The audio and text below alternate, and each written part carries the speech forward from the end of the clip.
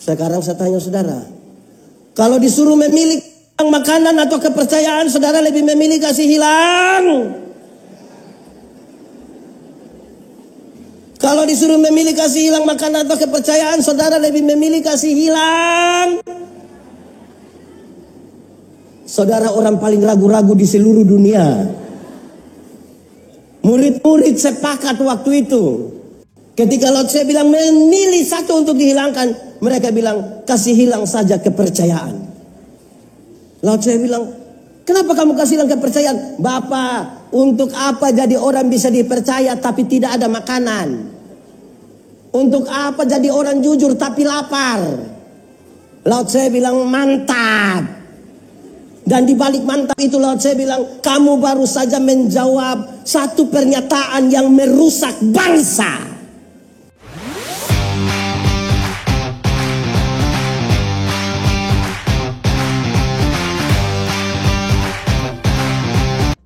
Bapak Ibu Saudara-saudara, di tengah sukacita perayaan Natal ini, saya ajak kita untuk merenungkan kembali bagian pembacaan ini menurut Injil Lukas pasal 2 ayat 8 sampai ayat yang ke-15. Injil Lukas pasal 2 ayat 8 sampai ayat ke-15, yang sudah dapat katakan amin.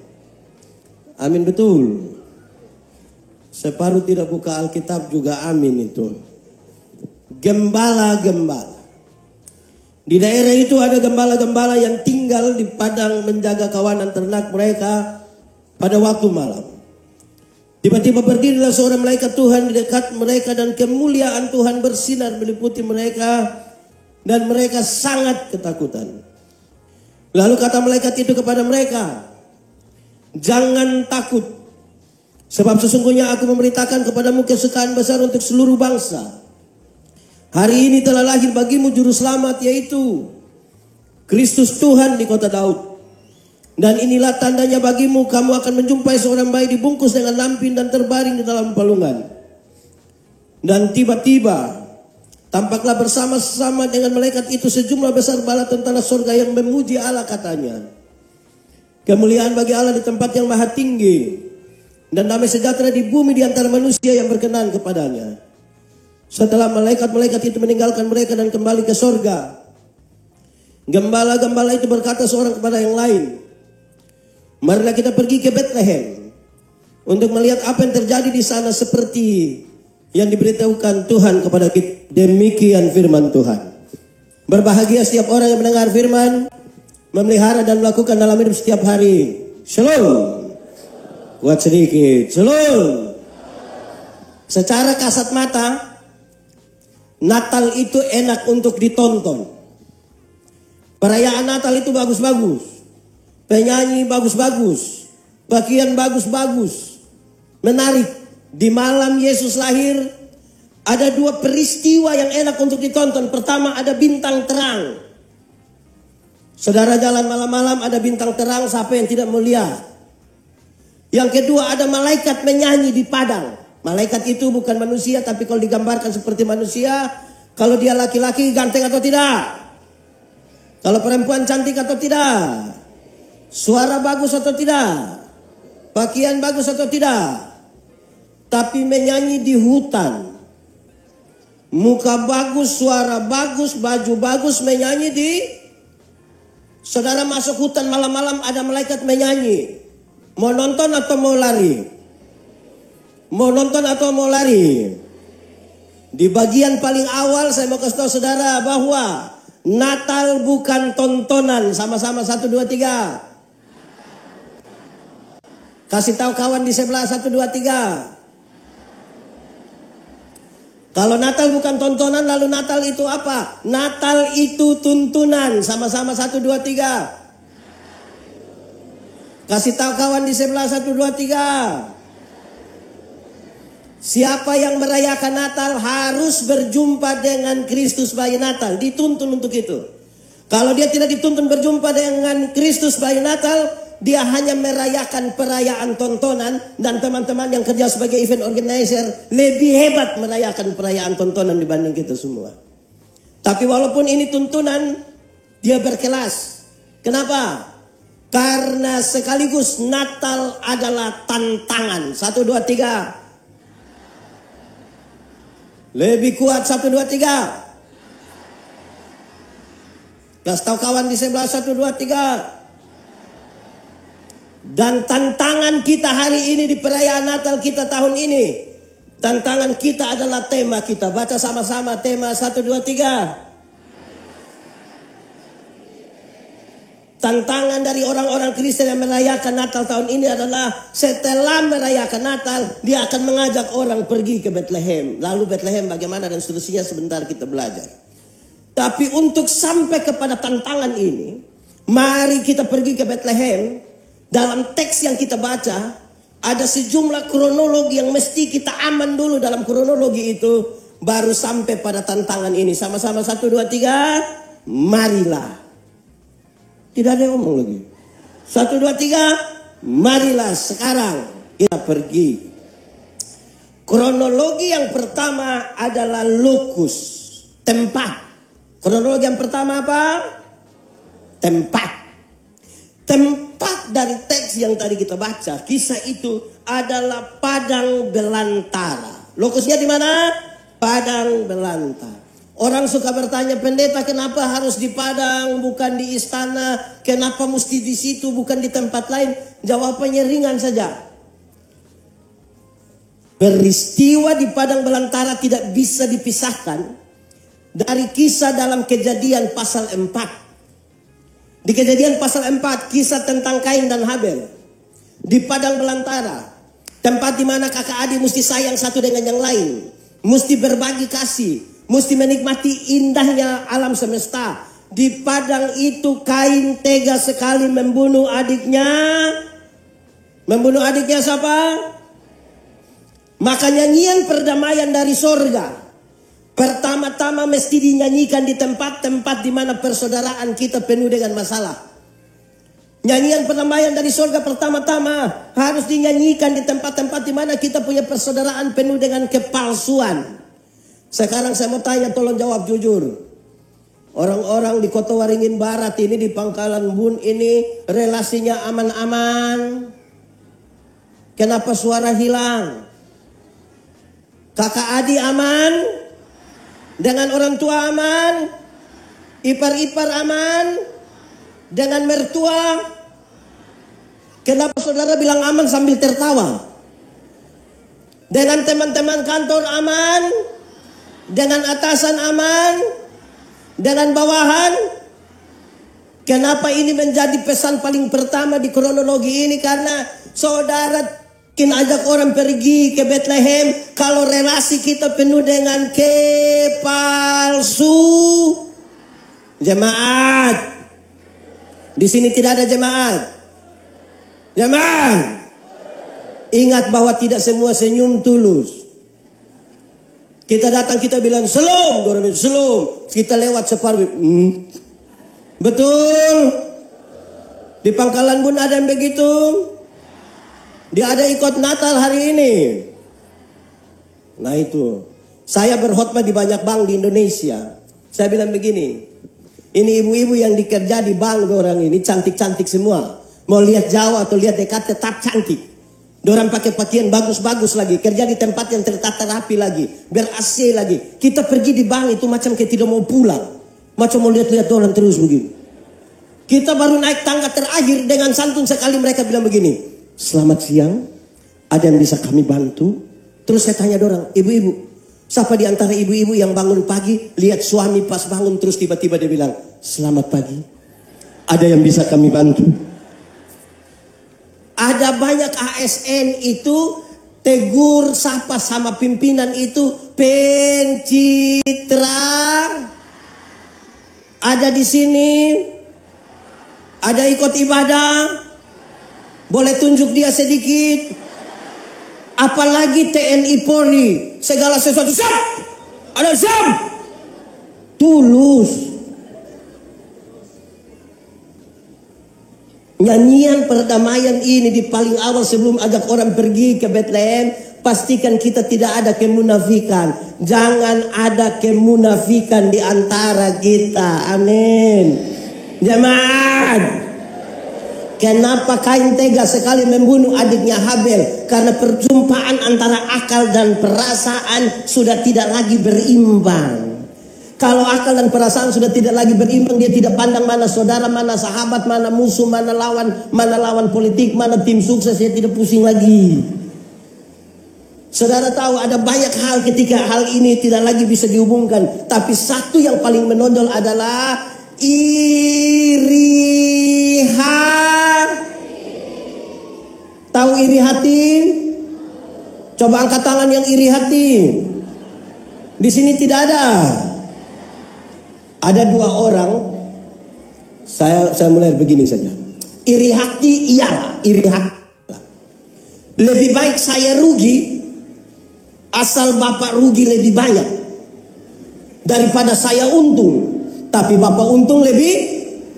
Contohnya begini, ada dua orang yang suka iri hati dan dua berdoa kepada Tuhan. Karena Tuhan tahu mereka suka iri hati, Tuhan bilang, malaikat urus orang dua. Malaikat datang, malaikat bilang, kamu dua ini hanya satu yang boleh berdoa. Tapi yang berdoa itu dia minta apa? Yang tidak berdoa akan dapat 2 kali lipat. Jadi kalau Bapak berdoa minta motor 1, Pendeta Yandi dapat motor. Di antara kamu dua siapa berani berdoa? Kami dua-dua tidak mau berdoa, tidak mau. Tapi karena harus berdoa, kami tarik lot siapa yang berdoa. Akhirnya Pendeta Yandi yang harus berdoa. Saya pikiran ini, kalau saya minta kaya nanti beliau lebih kaya. Setelah pikir-pikir terus saya bilang begini, Tuhan, kalau begitu kasih saya punya mata buta 1. Kalau Pendeta Yandi buta 1, beliau buta berapa? Buta 1 rugi atau tidak? Rugi atau tidak? Tapi lebih senang lihat orang buta. Sebentar pulang dari sini jalan kaki, ada orang naik motor hampir tabrak, dia silih sedikit lewat 20 meter, itu orang jatuh. Brrr, kita bilang apa? Mampus. Pas cek begini ternyata dia punya papa yang jatuh. Senang sekali lihat orang susah dan susah sekali lihat orang ada di Kota Waringin Barat. Dia ada duduk di sini. ASN dia. Amankan itu dulu baru ajak orang pergi ke. Oke, kronologi yang pertama adalah tempat. Kronologi yang kedua, berita. Kronologi kedua apa? Kedua apa? Ada 2 berita yang disampaikan waktu itu. Malaikat-malaikat itu ketika melihat gembala-gembala itu ketakutan, mereka menyebutkan kalimat pendek ini. Jangan takut. Sama-sama 1, 2, 3. Coba kasih tahu kawan di sebelah 1, 2, 3. Jangan takut itu berita Injil. Injil itu berita pembebasan. Kalau saudara baca perjanjian lama, saudara akan menemukan banyak sekali kata ini. Celakalah, celakalah, celakalah, celakalah, celakalah.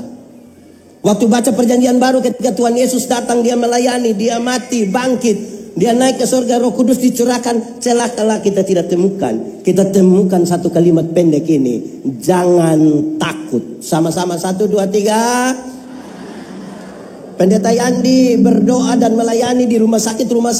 Kalau lihat oma-oma yang lanjut usia itu, kita bilang, Oma, kita berdoa. Dia bilang, iya pendeta. Tapi kita doa habis, Oma sudah mati. Tapi Oma mati masuk surga. Kita jelaskan kenapa mati masuk surga. Terus dia bilang begini, pendeta, mati hari ini atau mati besok sama saja. Tuhan yang memberi, Tuhan yang mengambil. Terpujilah nama Tuhan. Bahkan di lembah kekelaman, dia siap berhadapan dengan kematian. Pembebasan. Masih banyak orang, masih banyak gereja suka kasih taku orang. Apalagi menjelang Paskah mereka buat film neraka, putar di kampung-kampung. Orang kampung nonton habis film neraka dan pendeta, neraka ngiri. Saya bilang, saya tidak pusing dengan neraka. Kenapa? Karena saya masuk surga. Iya, minimal pendeta mesti tahu. Saya tidak tahu tidak apa-apa. Karena kalau saya harus masuk surga, bukan karena ketakutan di hukuman di neraka. Saya masuk surga karena Tuhan Yesus mati bagi saya. Supaya kalau ada anak muda datang kasih tahu saya, dia bilang, pendeta, Saya rasa saya orang paling berdosa di dunia. Saya kasih dia, adik, jangan takut. Pendeta juga orang berdosa, tapi cinta Tuhan lebih besar dari kita dua punya kesalahan. Pembebasan. Bayangkan kalau ada anak muda datang kasih saya, pendeta Andi, saya rasa saya manusia paling berdosa. Terus saya bilang, iya, saya lihat engkau punya muka ini, muka berdosa ini, saya sudah tahu ini. Engkau kalau tidak bertobat, kaki tangan akan patah buang semua. Berita apa itu? Saya mau cek dulu ibu-ibu dulu. Ibu-ibu. Ibu-ibu. Kasih makan anak umur 2 tahun gampang atau susah? Susah atau gampang? Karena ini anak lari-lari, dia punya ibu ikut-ikut 30 menit terus dia punya mama bilang begini. Ini anak tidak bisa mengerti orang tua sedikit. Anak umur 2 tahun suruh mengerti dia punya mama yang 40. Anak kalau tidak mau makan itu kasih tahu baik-baik. Adek, makan biar sehat. Ini anak tidak mau makan, dia punya mama bilang begini. Makan. Itu ada om polisi. Wah. Terus itu om datang. Wah. Jemaat. Di sini ada pimpinan suka kasih takut. Dia punya bawahan. Orang tidak berani omongin. Ada orang-orang suka kasih takut orang di sini. Yang biasa kasih takut itu setan. Injil itu pembebas, bukan ketakutan. Itu berita pertama. Tapi berita kedua ini menegaskan yang jangan takut itu. Sebuah pernyataan yang ringan sekali, dia bilang, kenapa hari ini telah lahir bagimu juru selamat. Orang-orang Yahudi sementara pusing ini. Hukum Taurat ada 10. Dari 10 dijabarkan dari 613 pasal. Dari 613 pasal masih ada ribuan peraturan hidup setiap hari. Yang mereka pusing bagaimana bisa melakukan semua supaya masuk surga. Dan mereka tahu bahwa mereka tidak mungkin bisa melakukannya. Dan menjelaskan serta menegaskan itu, kalimat ini penting. Jangan takut. Hari ini lahir bagimu juru selamat. Hari ini. Itu yang menjadi penting bagi kita. Hari ini telah lahir bagimu juru selamat. 2 pernyataan dulu. Itu kedua. Ketiga, lokus tempatnya, beritanya. Yang ketiga, penerima berita. Teks tadi kasih tahu dengan kita semua apa dengan baik. Penerima berita adalah siapa? Gembala. Gembala adalah penerima berita. Kalau kita sepakat gembala adalah penerima berita, dengarlah penjelasan sepotong ini. Dalam masyarakat Palestina waktu itu, gembala-gembala itu masuk dalam kategori orang yang tidak bisa dipercaya, suka tipu dan suka bertengkar. Berita yang luar biasa yang kemudian berakhir dengan mengajak orang ke Bethlehem akan disampaikan oleh orang yang tidak bisa dipercaya, suka tipu dan suka bertengkar, rampas wilayah untuk kepentingan pakan ternak. Pasti pertanyaannya gampang. ASN TNI Polri yang ada di Kota Waringin Barat ini bisa dipercaya semua?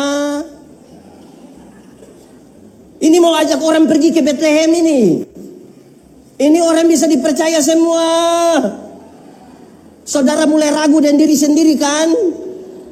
Lalu mau ajak orang pergi ke Bethlehem.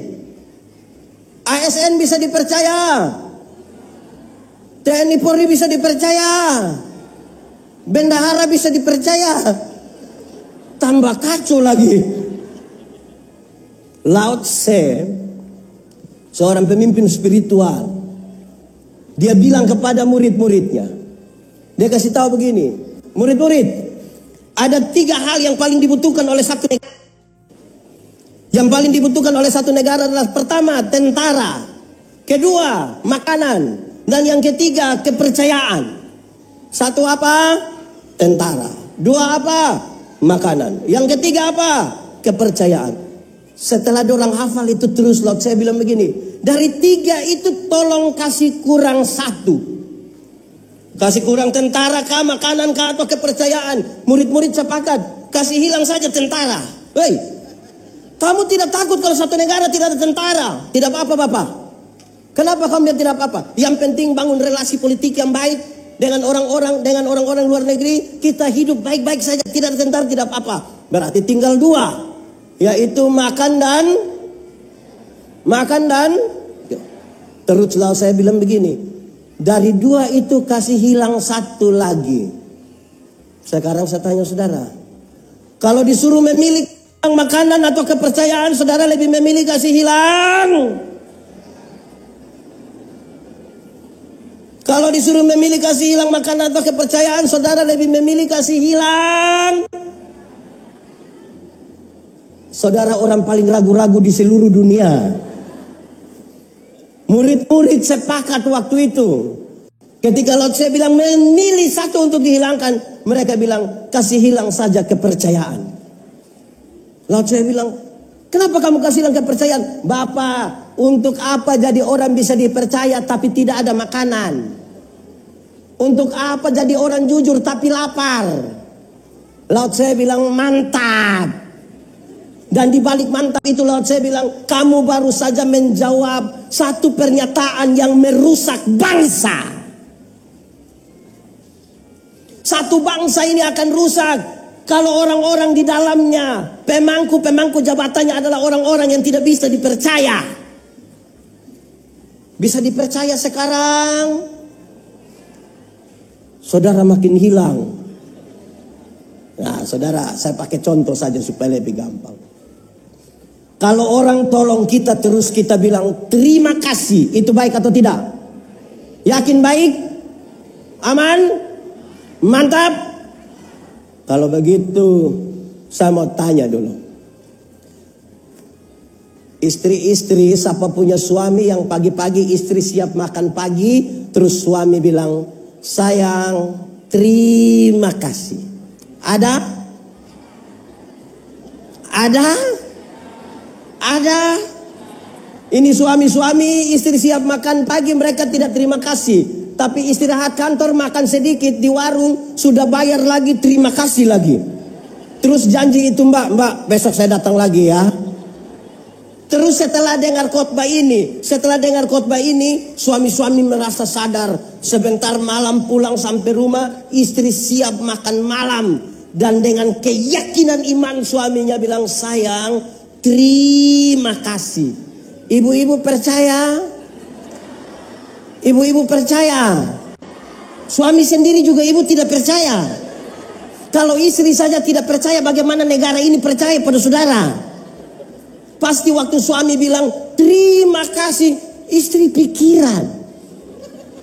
Istri pasti pikir dua. Pertama pasti istri pikir begini, tidak tahu roh apa naik saya punya suami. Atau jangan sampai yang kedua istri pikir begini, jangan-jangan ini hari terakhir. Karena tidak biasa melakukan sesuatu yang baik. Contoh kedua, ini kantor-kantor ini, kantor pemerintah TNI Polri yang ada di Kota Waringin Barat ini, biasa masuk kantor jam berapa? Terus katakanlah ada yang suka terlambat. Di sini ada yang biasa terlambat kantor. Ada. ASN dia. Terima gaji juga.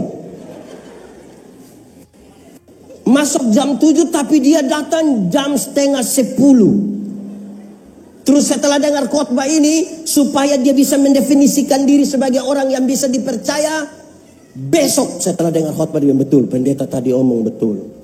Besok setengah 6 dia sudah ada di kantor. Saudara pergi, dia sudah ada setengah 6. Terus bilang, Bapak, kenapa datang tempo sekali? Terus bilang, tidak.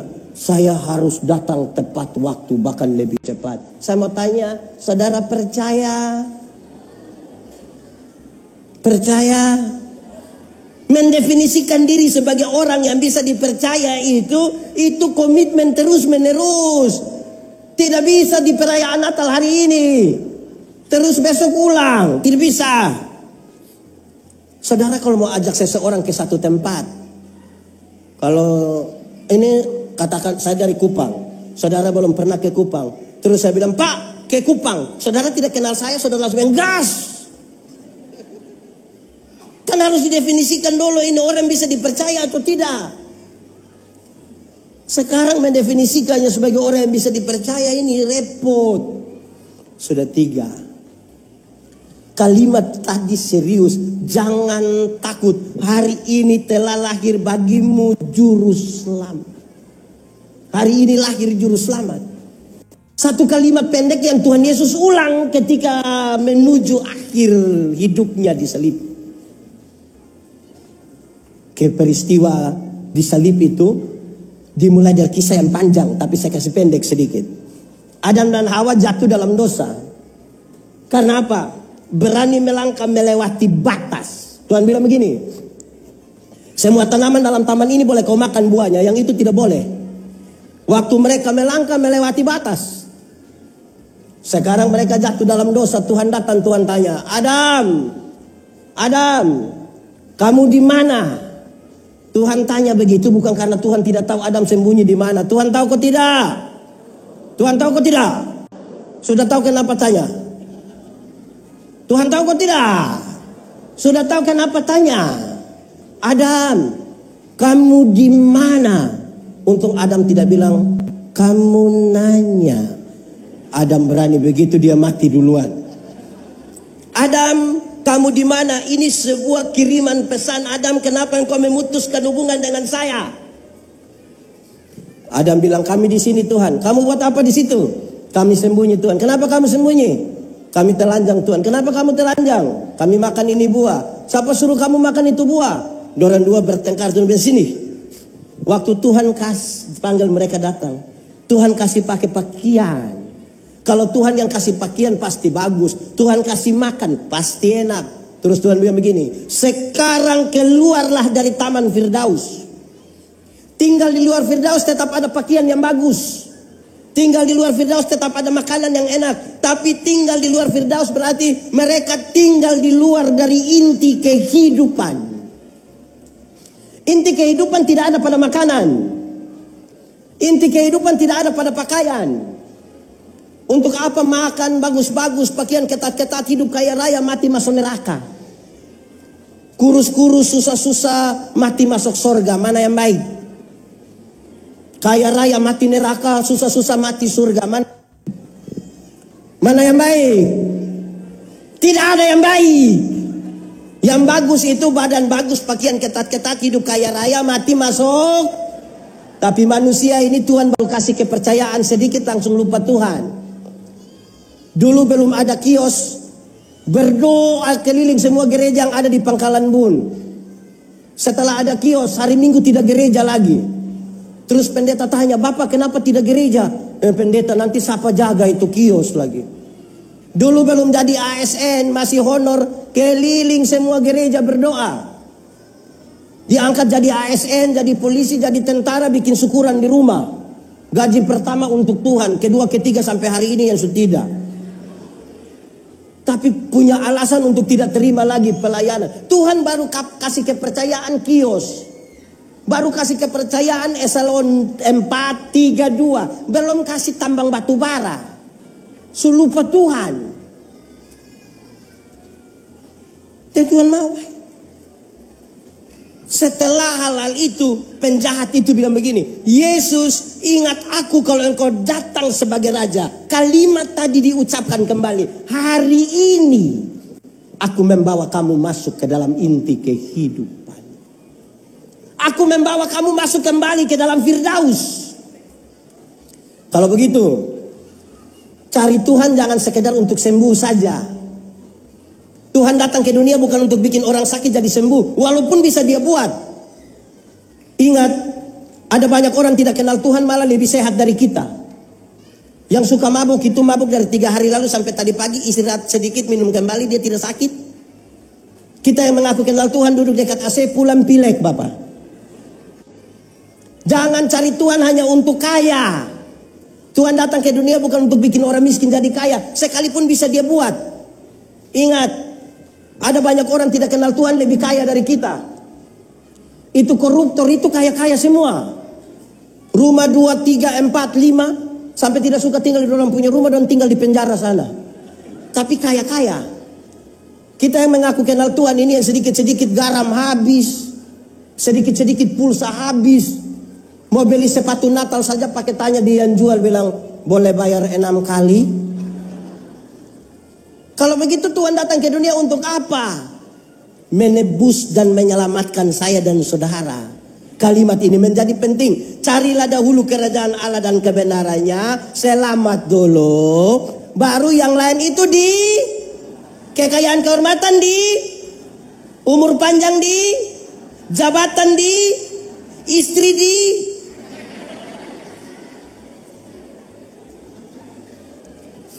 Tiga kronologi, 4 kronologi keempat, kronologi terakhir.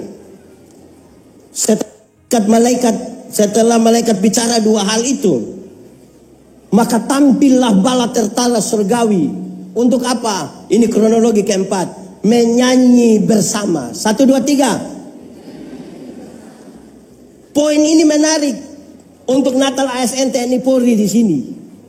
Untuk menyanyi bersama. Kenapa?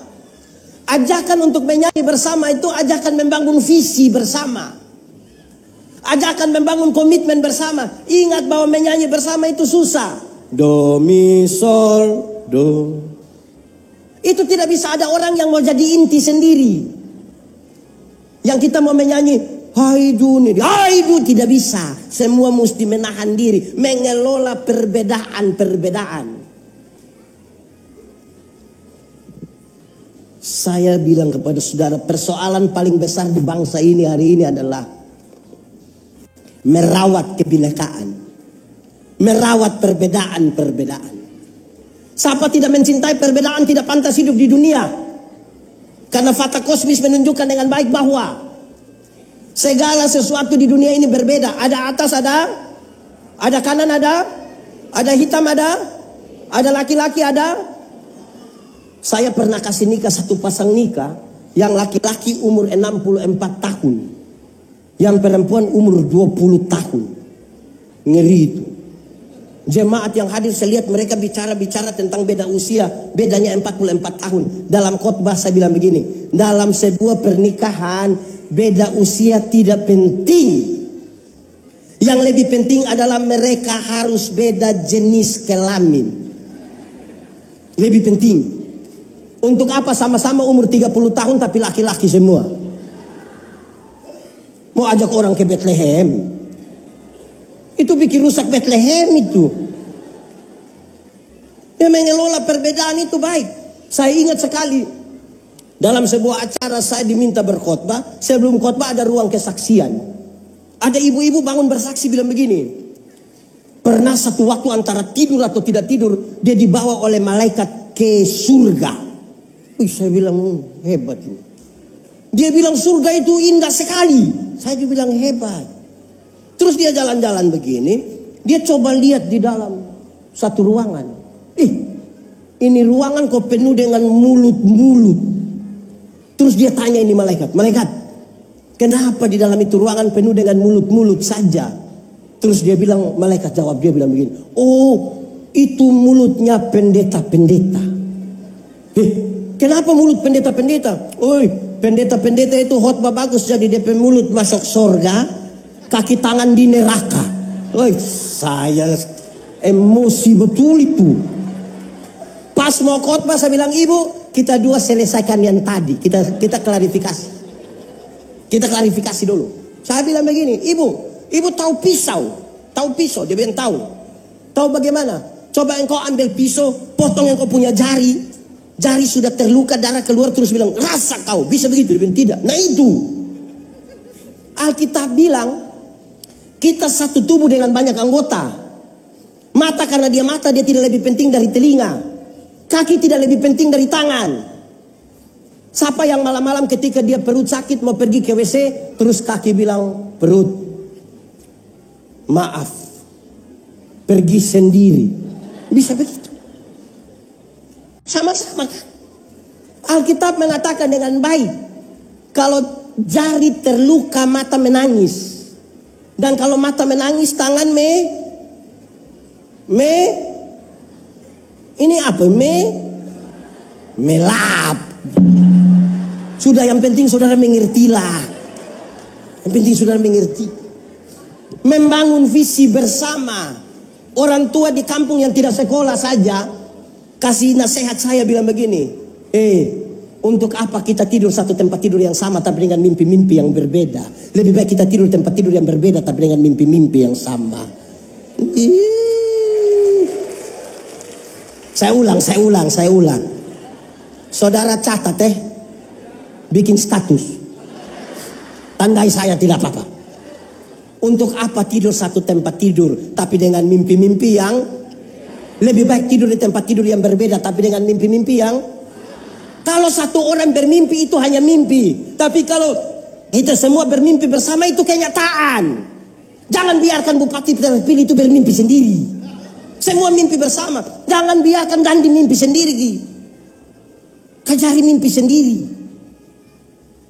Tidur tempat tidur beda, mimpi sama. Membangun visi bersama. Tapi saya klarifikasi dulu, Jangan sampai ada yang pulang kasih tahu dia punya istri bilang, Mama, tadi pendeta ada bilang, untuk apa tidur satu tempat tidur, tapi mimpi-mimpi beda. Stop, saya tidak maksud itu. Ini tentang membangun harapan bersama. Amin. Ada satu kisah kecil dari saya punya sahabat. Ini kisah saya kira baik bagi kita. Ini orang, dia pimpinan satu bank. Ini orang baik sekali dan semua orang mengakui dia baik.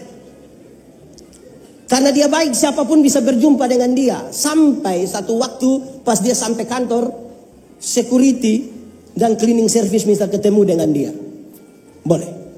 Setelah mereka masuk, kenapa hari ini kamu dua mau ketemu saya? Bapak, boleh kami bicara sedikit? Boleh. Coba kamu sampaikan. Lantas orang dua bilang begini. Bapak, kalau semua orang di dunia ini sebaik Bapak, maka kami punya istri anak tidak makan apa-apa lagi. Kamu punya maksud apa ini? Kamu dua maksud apa ini? Dia bilang, Bapak, kami dua dibayar untuk membuka Bapak punya pintu mobil. Kami dibayar untuk bawa Bapak punya tas. Kalau ini dua hal Bapak sudah lakukan sendiri, kami makan gaji buta. Dia kaget sekali. Kenapa? Selama ini dia pikir kalau buka pintu mobil kan gampang saja, itu tidak perlu suruh orang. Bawa tas gampang saja. Tapi dia dikejutkan oleh pernyataan dua orang ini dan dia bilang, oke, kalau begitu saya minta maaf dan saya kasih tahu kita. Dia bilang, saya kasih tahu kamu berdua. Jadi kalau besok kamu buka saya punya kunci, saya punya pintu mobil. Besok kamu bawa saya punya tas. Bukan karena saya lebih hebat dari kamu, tapi karena kita bertanggung jawab pada tanggung jawab kita masing-masing. Semua bertanggung jawab. Sekarang berita yang kedua. Dalam lagu itu, kemuliaan bagi Allah, damai di Allah dimuliakan, damai di mana? Bumi. Tolong jawab kuat. Surga lebih baik atau dunia lebih baik? Surga atau dunia? Surga lebih baik dari dunia, amin. Yakin? Yes. Mantap. Kalau begitu siapa mau pergi sekarang? Ada yang mau pergi sekarang? Saudara mau tinggal di mana sebenarnya? Pendeta, belum waktu Tuhan. Oke, belum waktu Tuhan. Kita belum pergi ke surga yang lebih baik dari dunia. Tapi tanda-tanda kerajaan sorga sudah harus kita alami di tempat di mana kita bekerja. Kerajaan berkaitan dengan pemerintahan. Allah memerintah di rumah, di tempat bekerja, di tempat di mana kita hidup. Kalau Allah memerintah, ada kasih atau tidak? Ada keadilan, ada keberpihakan, ada kerendahan hati. Jadilah kehendakmu di bumi seperti di. Ini kronologi yang kemudian bisa menolong kita ajak orang pergi ke Bethlehem. Saudara-saudara, yang saya omong panjang-panjang dari tadi itu belum khotbah, itu baru pengantar. Karena saya belum bicara ini. Kan tema kita adalah sama-sama 1, 2, 3. Kan saya belum bicara itu kan. Itu baru pengan. Ini baru memasuk isi. Itu pun masih ada pengantar sebelum misi. Paulus menasihatkan jemaat di Tesalonika tentang berdoa dan bekerja. Sebelum masuk situ ada pengantarnya. Ada sebuah penelitian bilang begini. Kalau orang hidup 70 tahun, waktu yang dipakai untuk tidur itu kira-kira 23 tahun sampai 30 tahun. Itu hanya tidur. Apalagi kalau sudah tambah tua. 23 sampai 30 tahun. Ini belum termasuk yang bangun terlambat. Ini juga tidak termasuk yang pendeta khotbah dia tidur, belum termasuk. Kalau sudah tambah itu mungkin 36 itu. Tidur saja 30 tahun. Kerja. Orang hidup 70 tahun waktu yang dipakai untuk kerja, hitungan kerja profesional 7 sampai 8 jam per hari, 7 sampai 8 jam per hari. Itu dia kerja kira-kira 16 tahun. Berapa tahun? 16. Ini termasuk yang kerja pemalas. Sampai pensiun 16 tahun. Nonton. Pernah menonton? Orang hidup 70 tahun durasi yang dipakai untuk menonton itu kira-kira 8 tahun. Berapa tahun? Yang Ikatan Cinta. Drama Korea. Ini belum termasuk yang di kantor dia nonton sendiri. Belum termasuk itu. 8 tahun. Jalan-jalan. Orang hidup 70 tahun waktu yang dipakai untuk jalan-jalan itu kira-kira 6 tahun. Berapa tahun? Pergi ke Surabaya, Jakarta, Singapura, Malaysia, Hong Kong. Ini Kuala Kapuas. Itu 6 tahun. Jadi yang belum jalan-jalan jangan takut. Ada 6 tahun jalan-jalan, biaya sendiri tidak disiapkan negara. Makan. Kalau orang hidup 70 tahun waktu yang dipakai untuk makan itu kira-kira 6 tahun. Berapa tahun? Bagi yang makan normal. Pagi 1 kali, siang 1 kali, malam 1 kali. Tapi yang kalau 1 kali makan tambah 3 kali, itu tidak mungkin 6 tahun. 9 mungkin. Santai. Orang kalau hidup 70 tahun waktu dipakai untuk bersantai dan tidak mau diganggu itu kira-kira 4 tahun setengah. Berapa tahun? Itu biar dia sudah pulang kantor, biar kita telepon sampai itu telepon meledak, dia tidak akan angkat. Banyak ASN model begitu itu. Telepon tidak angkat itu. Sakit. Tidak mungkin ada yang bilang, "Pendeta, saya begini-begini tidak pernah sakit." Omongko minimal pilek. Pilek sekarang bukan minimal, maksimal. Dulu sebelum COVID itu kalau duduk rame-rame ada yang bersin, separuh bilang selamat. Mulai COVID duduk sama-sama baru tiba-tiba ada bilang kau surepit. Orang hidup 70 tahun waktu sakit itu kira-kira 4 tahun. Berapa tahun? 4 tahun. Belum termasuk stroke. Itu juga belum termasuk sakit hati. Saudara pernah putus cinta? Saudara kalau putus cinta dan tidak segera move on, itu bisa sakit hati dari tamat SMA sampai mati. Itu hanya sakit hati. Sakit 4 tahun. Berdandan. Orang hidup 70 tahun waktu yang dipakai untuk berdandan itu kira-kira 2 tahun. Berapa tahun? 2 tahun. Mandi lama sekali. Keluar datang sederhana saja. 2 tahun. Terakhir. Ibadah. Apa? Ini penelitian bilang begini. Orang hidup 70 tahun. Waktu yang dipakai untuk ibadah itu kira-kira 6 bulan. Berapa lama? Bagi yang rajin. Yang Senin ibadah, Selasa ibadah, sampai Minggu ibadah, kumpul-kumpul setengah jam, 1 jam, ya 6 bulan. Tapi yang 1 tahun gereja 2 kali, Natal 1 kali, Paskah 1 kali, saya yakin tidak mungkin 6 bulan itu. Kita jemaat ini kalau pas Natal Paskah itu penuh gereja, apalagi 31. Nah, ibadah macam apa lantas Paulus mendefinisikan? berdasarkan doa dan kerja, orang bisa dibedakan dalam 4 bagian. Terus kita masuk di sini, selesai khotbah, makan malam, pulang. 1. Ada orang yang kerja kuat tapi doa lemah. Sama-sama 1, 2, 3. Kerja kuat tapi doa. Orang yang kerja kuat tapi doa lemah itu orang itu kerja ngeri. Dia sibuk sekali. Bahkan kadang-kadang dia sibuk dengan tidak wajar.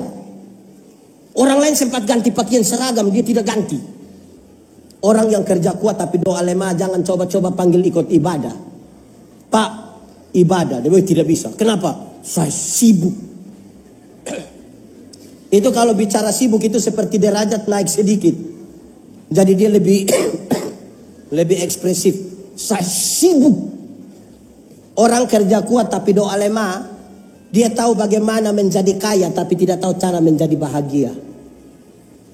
Orang yang kerja kuat tapi doa lemah, dia tahu bagaimana dipromosikan punya jabatan tapi tidak bisa menikmati kehidupan. Saya suka bilang, kumpul uang banyak-banyak tapi tidak pernah jalan-jalan ke Surabaya.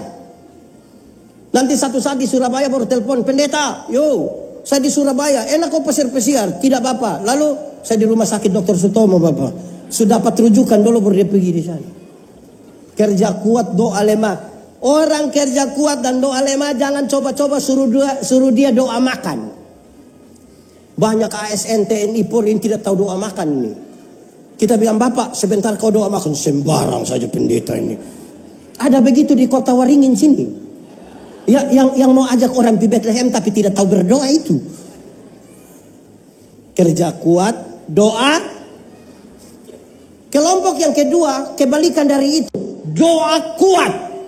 Kerja, ada begitu di kota Waringin Barat. Segala sesuatu itu hanya tidak usah urus program. Yang penting doa. Hujan besar datang, angkat ini atap, sudah semua lari. Dia bilang, tidak usah lari. Yang penting orang masuk kantor, kasih masuk, dia punya segala macam, dia tidak perlu. Yang penting, oh itu orang memang terlalu betul. Orang yang kerja kuat, doa kuat tapi kerja lemah itu hanya berharap pada mujizat. Mujizat itu ada tapi saya tidak sarankan saudara berharap padanya. Mujizat itu Tuhan punya bagian. Bagian kita laksanakan. Dalam doa dan kerja itu ada proses. Dulu ada satu binatang, dia punya nama ayam. Sekarang juga ada ayam. Ayam dulu itu hanya dibedakan atas ayam jantan dan ayam. Tapi tiba-tiba muncul ayam potong. Akhirnya itu ayam yang tadinya hanya ayam menjadi ayam kampung karena sudah ada ayam. Ini yang membuat kita manusia bingung, apakah ini ayam kampung yang dipotong atau ayam potong yang di kampung. Kita pusing. Tapi membedakannya itu gampang. Membedakan gampang. Ada yang pelihara ayam kampung di rumah? 2 ekor ada? 5 ekor? Lebih dari 5 ada? Kasih 1 ibu. Ayam kampung itu kita pelihara lama pun itu ayam masih kecil. Tapi dia punya daging enak atau tidak? Kalau dijual mahal atau tidak? Kalau betina bertelur atau tidak? Karena ini ayam mengerti proses. Beda dengan ayam potong kan? Ayam potong kita baru pelihara 1 bulan saja. Itu dia punya mata sebesar begini. Itu kalau lihat pakai kaca pembesar, kalau lihat langsung. Tapi ini ayam tidak kuat bertahan. Orang gas motor di sebelah besok mati itu ayam. Ada banyak ASN, TNI, Polri ini. Saya tidak pernah lihat orang di kampus. Tapi tiba-tiba kasih tahu pendeta, Bapak, hari Minggu ada syukuran. Syukuran apa? Saya baru selesai S2. Hai, sekolah di mana? Ini yang bikin rusak negara ini yang model begini nih. Tidak berproses tapi master. Hei, ada begitu di kota Waringin sini. Eselon berapa itu dia? Menghancurkan ini negara ini. Proses dulu. Ini mau mujizat terus. Gelar banyak-banyak supaya apa? Kalau ternyata tidak dari sebuah proses. Doa kuat, kerja. Yang ketiga, doa lemah, kerja lemah. Ada begitu di kota Waringin Barat. Yang tidak tahu kerja lagi tidak tahu berdoa. Dia hanya hidup sah. Orang yang begitu sesungguhnya sudah mati dia sebenarnya. Di dunia ini kan mesti ada hal yang perlu kita kerjakan, ada hal yang perlu kita doakan. Orang yang kerja lemah dan doa lemah itu dia suka ucap ini kalimat. Dia bilang, pendeta, hidup itu mengalir saja. Saudara pernah dengar itu kalimat? Atau sendiri ucap? Saudara setuju dengan itu kalimat?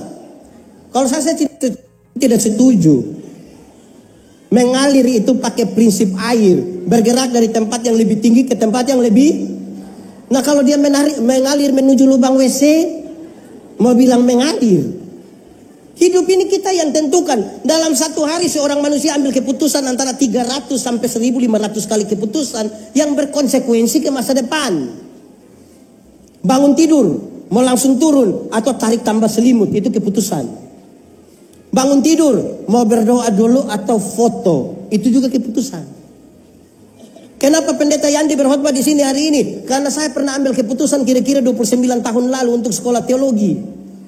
Kenapa saudara bekerja di pemerintah kabupaten kota Waringin Barat? Karena pernah mengambil keputusan disertai surat keputusan. Kenapa saudara punya istri itu, suami itu? Ya karena pernah ambil keputusan. Tidak mungkin saudara bilang, Pak Pendeta maaf, saya tidak tahu apa-apa.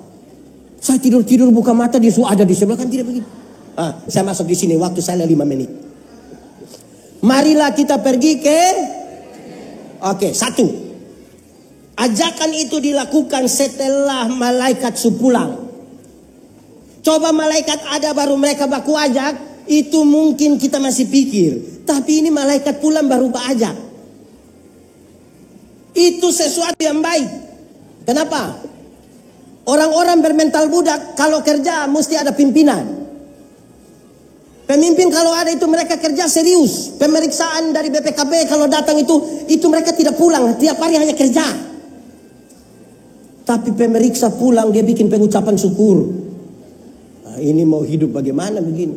Mereka baku ajak. Bahkan ketika tidak ada pemimpin.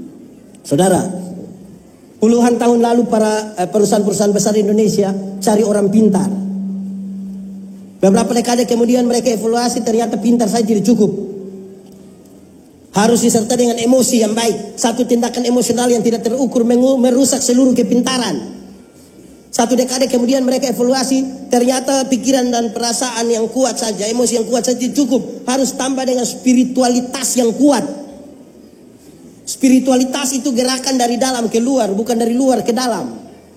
Yang di dalam itu teologi, yang keluar itu etika. Perjumpaan antara teologi dan etika, itulah spiritualitas. Kita bekerja bukan karena orang lain, tapi gerakan dari dalam keluar. 1. Kedua, Bethlehem. Menurut katanya, asal katanya, ini para pendeta, pastor tahu, saudara juga tahu. Bethlehem berasal dari kata Bait Laham, artinya rumah roti, rumah daging, rumah makan.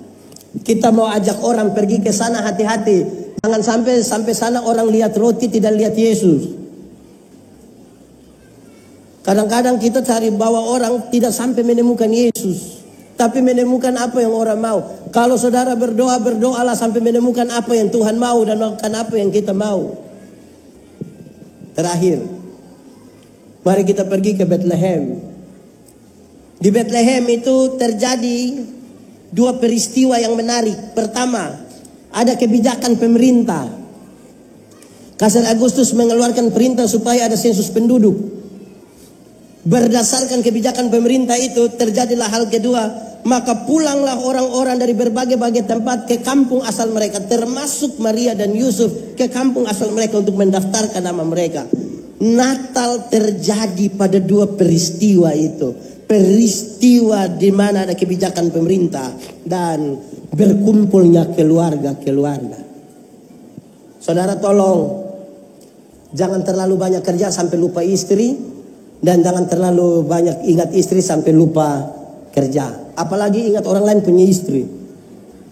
Atur baik-baik begitu supaya kepada satu Tuhan yang sama kan kita janji untuk dua hal yang berbeda. Menjadi suami yang setia, menjadi istri yang setia, tetapi sekaligus bersyukur atas pekerjaan yang Tuhan berikan bagi kita.